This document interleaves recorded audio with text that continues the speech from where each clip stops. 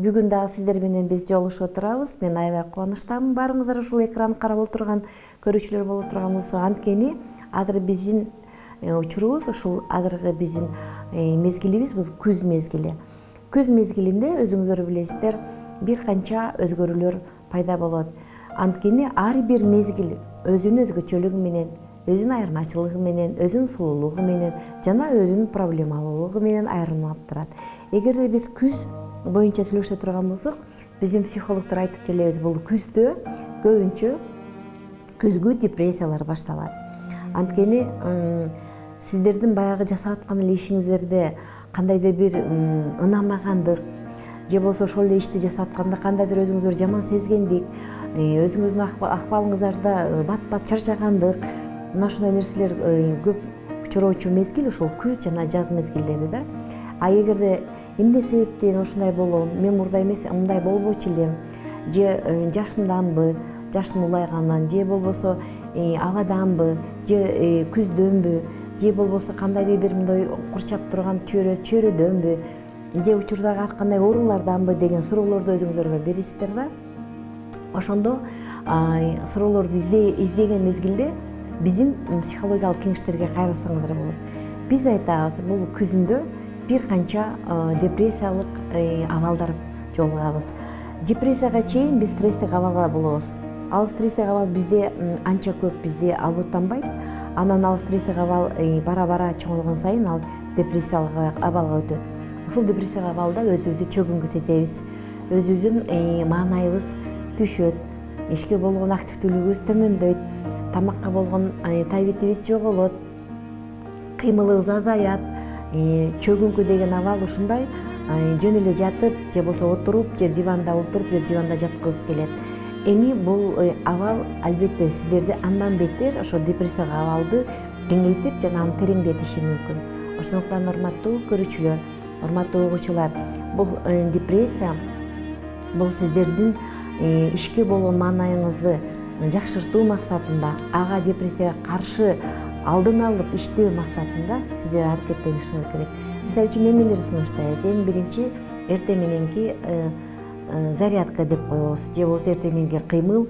Эгерде чуркаңыздар келбесе, таң атканда таза абада басуу сунушталат. Басып өзүңүздөрдү ушул таза аба менен терең дем алып, дем чыгарып, ушундай көнүгүүлөр жасасаңыздар болот. Бул көнүгүүлөрүбүздүн аталышы 4-2-4 деп айтылат.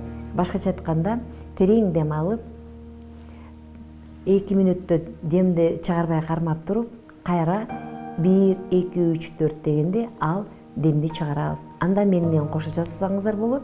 Мен сиздерге бул биринчи көнүгүүнү сунуштайм. 1-2-3-4 дегенде терең дем аласыз. Кана баарыбыз жасайбыз, силер да жасасаңар болот. 1-2-3-4 демди чыгарбай кармап турабыз. 1-2-3-4 дегенде деп чыгарабыз. Албетте, биринчи сиздер жасаганда бир аз кооптоносуздар. Туура эмес жасадымбы, жасабадым деп өзүңүздөргө анализ бересиздер. Бир канча жолу буну бат-баттан кайталап, өзүңүздөргө буну жасоо боюнча атайын машыгуу ыкмаларыңыздарды ашырып алсаңыздар болот. Дагы айтайын, курсак баягы 1-2-3-4 дегенде дем алганда, дем аба курсакка толуш керек. Анткени курсакка толгон аба, ошол аба менен биздин кан айлануу системабызга барып, баягы биздин баш мээбиздеги нервтик системалардын напрягациясын деп коет. Ушундай бир тартыш болуп калган учурларын ал эмне кылат, мурдагы абалына келтирет. Ушундай көнүгүүлөр жасасаңыздар, бул көнүгүүлөр сиздерге жакшы жардам берет.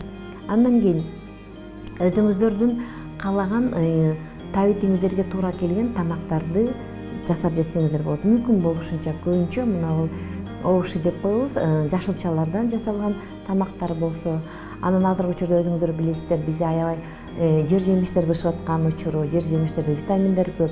Ушул витаминдерди да тамактарды көп жесеңиздер болот. Ушул күзгү депрессияда сиздердин уйкуңуздар качат. Уйкусуздук болуп, эмнегедир кандайдыр бир уйку таппай кыйналган убактыңыздар болот. Сиздердин маанайыңыздар чөкпөш керек. Сиздердин өзүңүздөрдү чөгүнгө сезүү абалыңыздан чыгып кетүү үчүн эрктик аракетиңиздер болуш керек. Эң биринчи өзүңүздөрдөгү активдүүлүк болуш керек. Ошондо гана сиздердин иммунитетиңиздер төмөндөбөйт. Ошондо гана сиздердин активдүүлүгүңүздөр төмөндөйт. Ошондо гана сиздердин пассивдүүлүгүңүздөр жогорулайт дагы. Мындай депрессиялык абалдан чыгууга мүмкүнчүлүк түзүлөт.